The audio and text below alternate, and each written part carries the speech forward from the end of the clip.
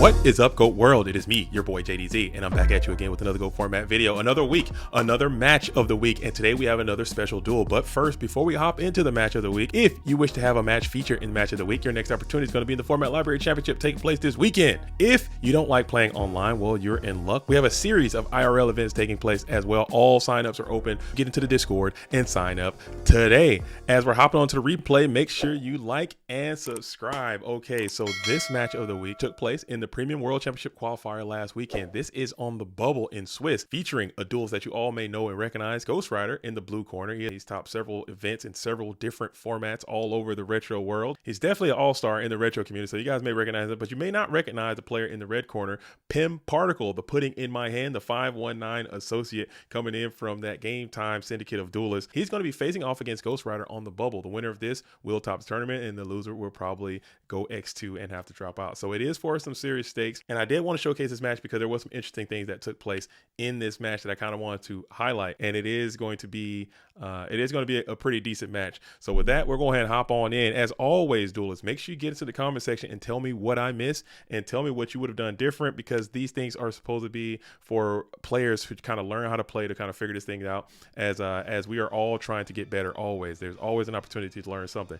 All right, so Ghostrider is going to win the RPS and elect to go first. You always go first in GOAT format, as we're going to rip the pot of greed, pretty standard. Set the trap does shoot, set the Regeki break, set the Night Assailant. I know some turbo players, especially newest turbo players, they're very reluctant to set the Night Assailant, but I believe Ghostrider made the correct play because you have some positive discard fodder with your Regeki break with the Sin Serpent, and also if this Night Assailant goes unchecked, you can set up a Tsukiyomi loop with the Night Assailant and just continue to start vibrating immediately. So both duels had a pretty decent hand, which kick back on over to the PIMH Particle, who's rocking a very, very decent hand as well, as Ghostrider is going to go ahead and reveal the trap does shoot. We'll send back the Magician of Faith right away, and then we'll just go ahead and jam the Thunder Dragons, and then we'll go ahead and blast the Upstart Goblin. There is some debate which one you should play first, Upstart or Pot of Greed. I think it's just a really funny thing to discuss. I don't think either one really matters mathematically, but I think Upstart Goblin going first by the slimmest of margins is the proper way to play. As we're going to go ahead and get Pot of Greed, and then we get Grapes of Charity. So PIMH is getting the amazing cards first, and you want to try to start to snowball this advantage as soon as you can when you see it. You guys kind of know how it is when you get these good cards, you start feeling a little bit confident, man. So you want to start trying to not just take the advantage, but you got to figure out a way to start generating some pluses with your gained advantage, because you're kind of up right now, but you don't want to kind of hit the gas pedal as soon as you can. As we're going to go ahead and RB here. RB sniped the back row coming in from Ghostrider, which is a pretty good idea because you have several interactions with this set card, and you were fortunate to hit that trap does shoot, which would have set you back even further. So you get into the Thunder Dragon, which is going to be another positive discard outlet. You flip the Night Assailant in keeping your Nobleman Cross out, which I think is pretty heads up. You do unfortunately put PIMH Particle's Graveyard online, and he is holding his Blackluster Soldier. So maybe you could have jammed the knock there and you revealed your Night Assailant. I think you just wanted to get some value out of this thing and preserve your knock. So I think that's still pretty heads up play. As we're going to bash into the Mirror Force with the Tsukiyomi, we reveal Mirror Force here. I think that's also a pretty decent play from PIMH because you have to break up this loop. When this loop gets on you and you don't have your knock, he knows all your hand. It's very important to get that thing off as soon as you can. So I think that's the cash money play, as we'll get two Thunder Dragons, add it back to hand. We'll set the Regeki break, kick it back on over to PIMH Particle. PIMH's going to go ahead and slam the BLS here, just to get that Night Assailant loop off. You have some good information about your opponent's hand based on some cards that you've already seen and maybe the one unknown card that you haven't seen. And we're just going to set the Dekoichi and then set the Jar of Greed, pass back on over, and you do have the immediate out to the Blackluster Soldier. So he wasn't able to do that tremendous amount of damage that he always does. Usually this guy comes down, gets +1, +2, +3, but this guy got the +1, and then he got the card Regeki break. So 2 for 1 Blackluster Soldier, you'll take that anytime you can get it. As you're going to go ahead and get the Sinister Serpent back, you're going to Nobleman across out the Dekoichi, and then you're going to set your own Dekoichi. So now you got Jar of Greed. You get into the wackest delinquent duo I think I've ever seen, because you know that this hand is just very duo proof, and you know that there's a card down. So let's see what PIMH elects to do. We'll just bring out the Magician of Faith, just set it up, just trying to get another piece of the Trinity resolved before you can kind of run away with this game. But Dekoichi is going to yield you a Nobleman Cross out off the top. Hate to see it. Hate to see it. You know, that is just serendipitous. The Nomen cross out, the Koichi situation, it always feels bad. But you know what? You probably thought maybe that was the card he had in his hand anyway or whatever. Just sucks, man, because if that Faith gets back, you got a lot of materials in this graveyard, man. You can really, really stack this thing up and start running away with it. But it is what it is. As we're going to go ahead and bash on in with 14.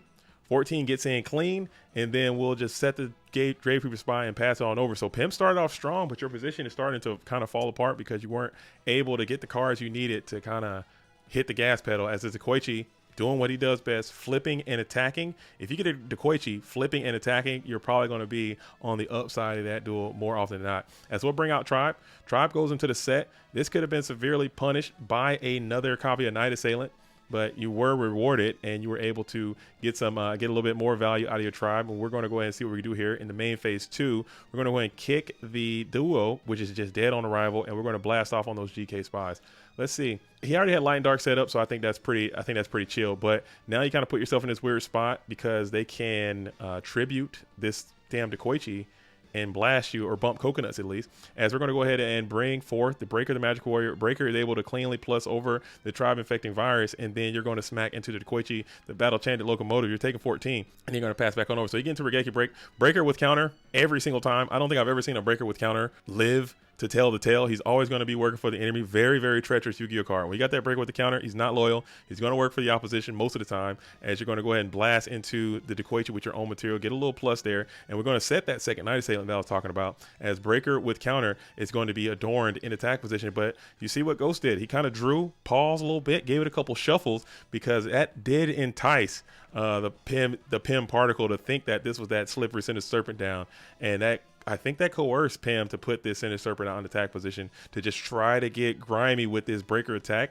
and it was punished severely because that Night Assailant is going to be able to wall out the Sinister Serpent and pop that Breaker, the Magic Warrior. I mean, in some world, there's no world where you see that mix-up coming and you RB, pop, Serp, get it back, punch down, but you could have. But I think that's still not. I don't think that's cash money dueling. I think he made an aggressive play. You could have just attacked in and got a feel, but I still think you got to be aggressive sometimes, especially when you're playing against a talented player like Ghostrider. You got to take the damage when you can get it, and that was a good opportunity. So now Ghostrider's Blackluster Soldier is going to be a part of the equation. We'll just come out and banish the Sinister Serpent, get him out of there, tribute for Thunder Dragon just to get back on the approach, man. 16 gets in clean. We'll go ahead and bring out our own Breaker. Breaker is going to break over the Thunder Dragon, and then we'll RB the Blackluster Soldier. So Snatch Steal got to be coming, right? Nope, no Snatch Steal. So you're going to have to hold the Heavy Storm in hand because Breaker with counter is rocking, and then your Serendipitous Nobleman comes as you're able to blast off on the Sinister Serpent, and then 19 continues to pound town. We got Ring of Destruction going down. We'll just break it here. The obvious, very, very obvious break, but I guess you had to do it.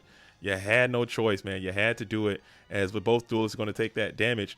And then we're probably going to set up that Tsukiyomi, pass it back, Snatch Steals in hand. We're going to pro set the Heavy Storm, Dead Shoot, hate to see it. Mirror Force is going to be the draw for Ghost. Ghost will then pass it back on over to Night Assailant. And we're just kind of both low resource. PIM's hoping for a set monster pass situation as Ghost draws into 4 cards. We're going to hit the Thunder Dragon, send that back to deck. So just a floating brick, and now you understand the cards, the exact cards that you have to play around in this situation. As we mix up a little bit, we'll bring out Sangan and just start to beat down. 1,000 gets in, life points are kind of low, so you will have to salvage this guy with the Tsukiyomi, and now you draw into another jar. So Ghost is just going monster dry here, but now you get into your own Sangan, and then Sangan on the Stone. Maybe that was a Stone Cold read. I mean, it could have been a couple things. I think he checked out of play, and you kind of eliminate what a lot of those things could be. So the punish is GK Spy, and the win is what it was, as it will be that Night Assailant is going to be forced to pop this Sangan. You're going to grab Massive Darkness, which is an interesting tech. You don't really see that too much in Chaos Turbo anymore these days, as you're now going to be in your first main phase. We're going to set this. We're going to set the suit.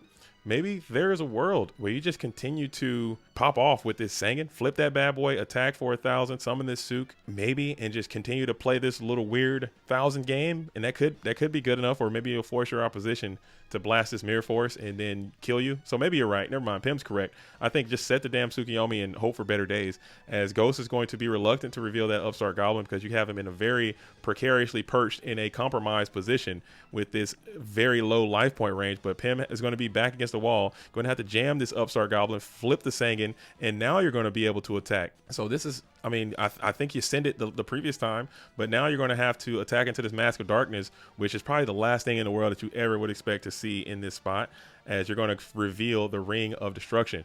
So Ring of Destruction is back in hand for a second copy. I think Mask might be good, huh? Ring is one of the best cards in this whole format, and having a card giving you access to it 2 times in one game is just like, wow, okay. Okay, so I see what we're cooking here. And now we're going to flip the Sangan face down, pass back on over to Ghostrider, who reveals Jar of Greed. You're going to play into the Trap Dust Shoot. Let's see if that was a part of the plan, if it works out. And it will initiate the Trap Dust Shoot, and it will just neg vigorously there as you're going to hit him with a full value Delinquent Duo. Late game full value Delinquent Duo kind of sucks, as you're going to flip Sangan and approach for 1,000, which is dangerous. You're playing a dangerous game here, as now you're going to hit the Snatch Deal onto the Sangan. Sangan is going to get rung up. Both duelists are going to go to 100, and now you're going to add the GK Spy from deck to hand. We'll set the Tribe, and then we'll just ring Tribe for game. So I thought that was a really, really tight game. Sometimes the game is just going to have to play itself out based on the way the cards are played. There were a lot of decisions that had to be made from both duelists, and I think there were some things that, I mean, you got to take risk, and sometimes you get punished. There's a risk and reward system in this format a lot. And if you don't play perfectly, especially against Ghostrider, you're not going to come out on top a lot of the time. Not saying PIMH played bad at all. Not saying Ghostrider played out of his mind at all. But there were definitely some plays that you can do things a little bit different to kind of put yourself in more advantageous positions. As we're going to go ahead and Thunder Dragon up here. Thunder Dragon, add 2. Boom, boom. And now we're holding. Every time I do this, if I Thunder Dragon turn 1, I'm blasting this card destruction, no matter what, dude. Not no matter what. It's always going to be some nuance. It's always going to be some thoughts. But I think the safe choice is to just blast this thing. But we're going to go ahead and hang on and set the Dekoichi. There's a world where I'm thinking, because if you want to hold this stuff, if your plan is to get this damn Chaos Sorcerer online, I mean, you could even hold it in your hand completely and set the swords, or activate swords and pass, or summon the damn Dekoichi and ensure that bad boy don't get knocked. Because if it doesn't get knocked, you got your Dark Monster tribute up, your Chaos is on, and then I don't know what you're doing with this card destruction, but I'm probably just blasting the card destruction all day and just seeing more trend, and hopefully denying my opponent some good cards. Which, if you look in their hand, it's kind of bricked a little bit, but these cards are all quite good, you know. And I know, you know, Ghostrider, he's an avid Solemn Judgment duelist, and you just get rid of all this stuff before they can get around shoot or something on you. I don't know. Maybe you can get to your own shoots if you still have them in the deck, which you probably do. As we're going to Upstart Goblin, and we're going to lose, gain 1,000, and now you're able to set up all these cards. And this card destruction would have been so much more valuable if you just blast it. Granted, you probably want to keep access to this Chaos Sorcerer. You only have the 2 if you're playing standard ratios.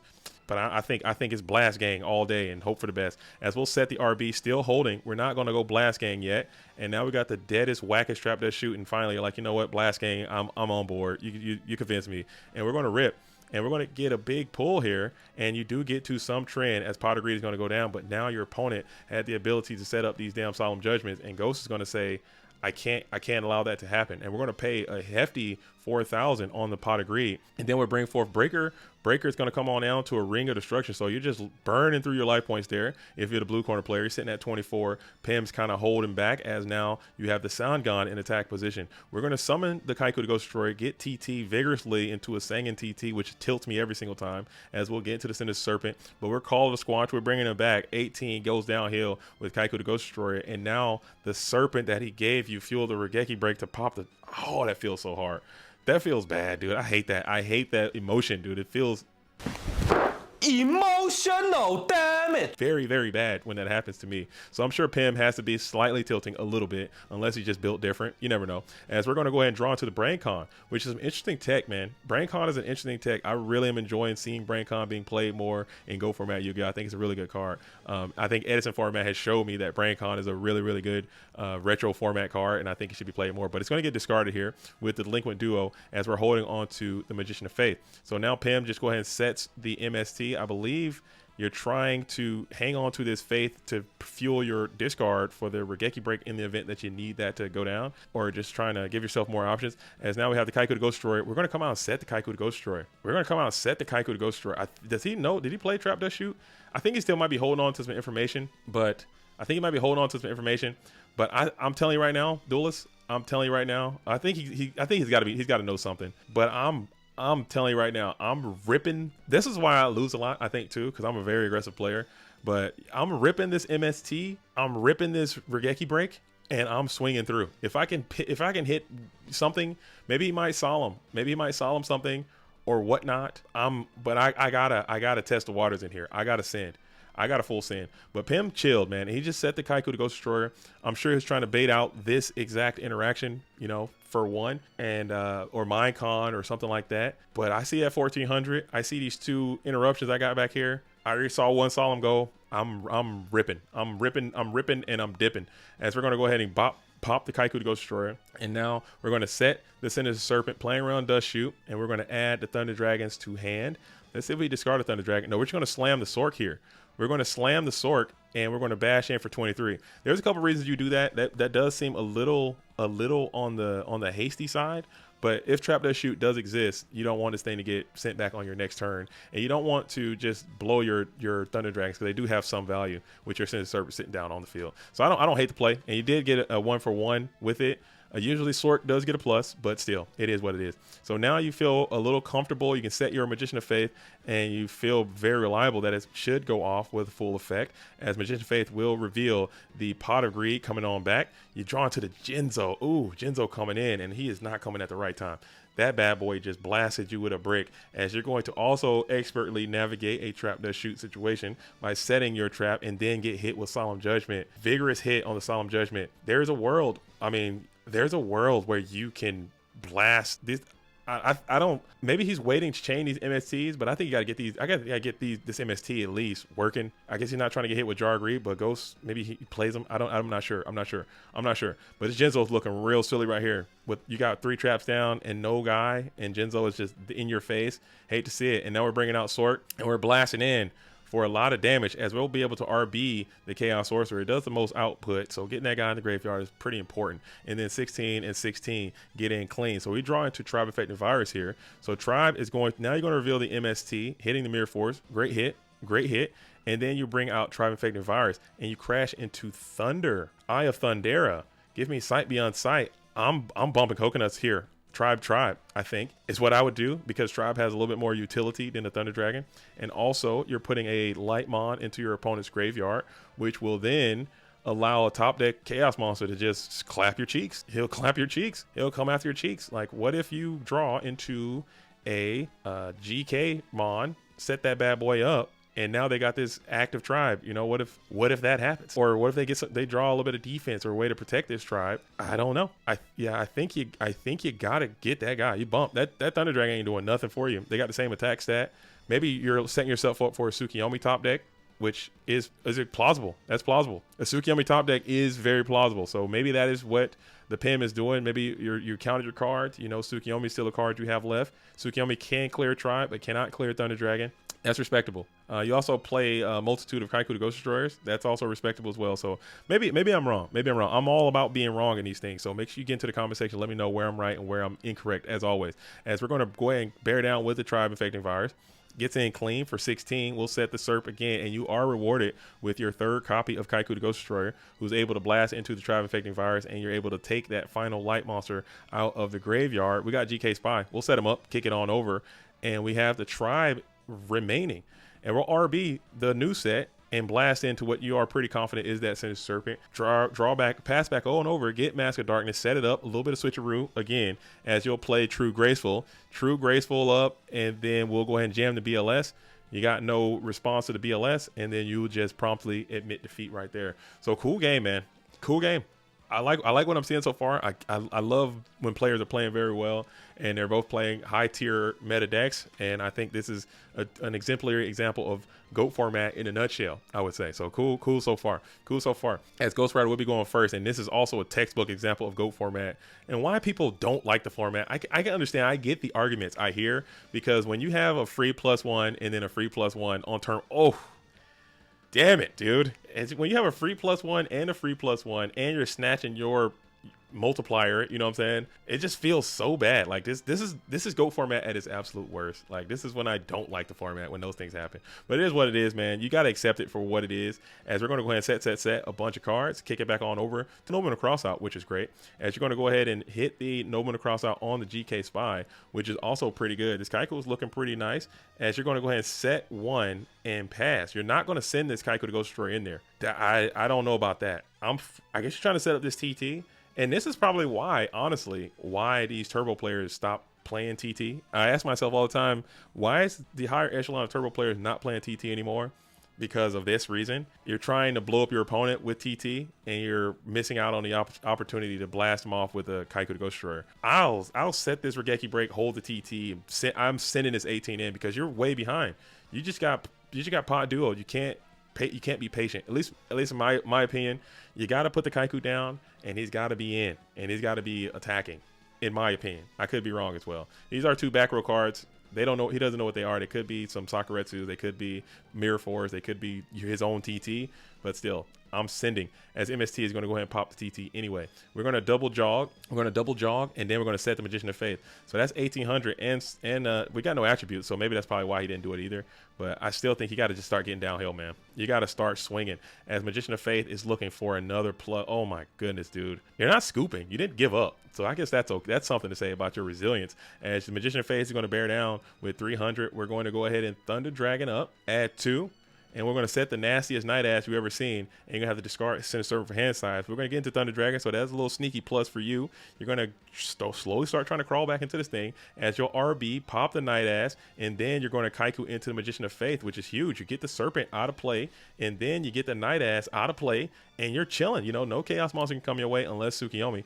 Tsukiyomi easily cleans up the Kaiko to Ghost Destroyer, but you got the Ring of Destruction, so Light and Dark back online for the Ghost Rider. He's holding 2 Chaos, and you're going to go and reveal Chaos Sorcerer in defense position, and then you'll Nobleman the Crossout. Interesting indeed. I guess you gotta respect Snatch Steal that much. I still think I think I'm chilling. I think I wouldn't knock. I think I would hold the knock here if I'm Ghost Rider and just chill.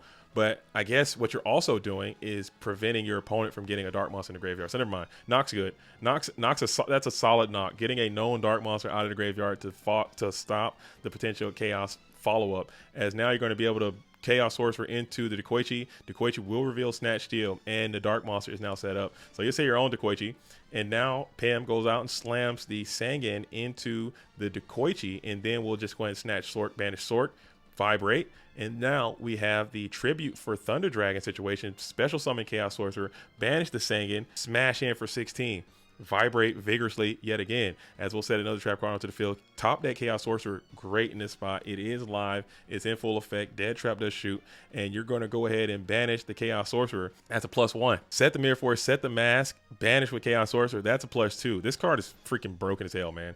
And now you get Pot of Greed, which is also a plus. So you're back in this thing, man. After all that, you're not down. You're down, but you're not out, as Ghost Rider gets to a pretty strong Mind Con. Gets the Jar of Greed back, which is a plus in this situation, as we'll Mind Con the Sort just to get him out of play. Bring out Breaker in attack position, slam it to the Koichi, get Duo, huh? And now we're going to bash in with the Mask of Darkness. So Mask of Darkness is looking great. That's one thing I can take away from this freaking replay. The Mask of Darkness is looking quite good.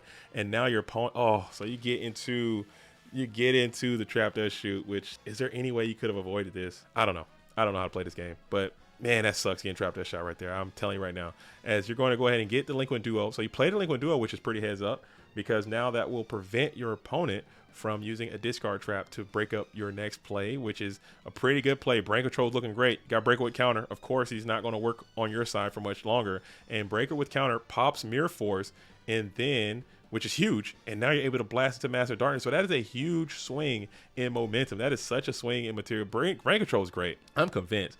Brain Control is a good Yu-Gi-Oh card, and now you're able to tribute set the Thunder Dragon, and you're going to RB. We're going to get into, you're going to RB, and then you're going to Jar Greed. Again, Jar Greed, showing why it's a great card. It was freaking added back from the graveyard too. Master Darkness is looking strong, and now we're going to blast into the Thunder Dragon. So you got some live rips. Not like this, Genzo. J-Man, J-Dog, J-Dog, J-Dog, baby. I need you not to be there. I need you to be somebody else. I need you to be 4th Kaiku to Ghost Destroyer right now. I need you to be literally Zumbire the Dark right now. I need you to be actually Berserkerilla, literally actually Berserkerilla, literally anybody else. J-Dog, J-Man, DD Assailant. Give me a damn Harpy's brother, dude. Give me anybody. I can't have J-Man here. Can't have J-Man right there. As you're going to get into the ring, damn. And then 16 is going to continue to get in, dude. J-Man. Oh, baby. Oh, dude, that sucks. And you get into the Chaos Sorcerer a bit too late. You're going to go for it. You're going to come on out, declare effect with Prio, and then you're going to go ahead and ring and Destruction again on Tribe. Ring on Tribe again for the win for Ghostrider. And damn, man, that's crazy. Maybe there's a world where you come out. Nah, you can't do that. If you come out and like no priority, he'll probably just maybe Ghost might wait to the battle phase and then you sack for Jinzo. Now I think as soon as you say no priority, I think Ghost is just going to jam that ring and win anyway. So he's too good. He's too good for all the tomfoolery. But that is crazy, man. So your graveyard actually came around. You did kind of get a slow start. The sack kind of happened to you, but it's just it's all about the little things, man. That Jinzo looking bad right there, but it is what it is. I still think it was a fantastic match. I like this kind of stuff. Make sure if you guys want to send more matches of the week, put in your contribution. Send it to me in Discord, DMs, or tag me in the Discord. Well, duelists, as always, make sure you get into the comment section down below. Tell me what you think about this match. And tell me what you think about match of the week. That's all I have at this time. As always, I'm JDZ. I play Ghost. Until the next time, shout out to all the real ones. Salute to the OGs. Peace.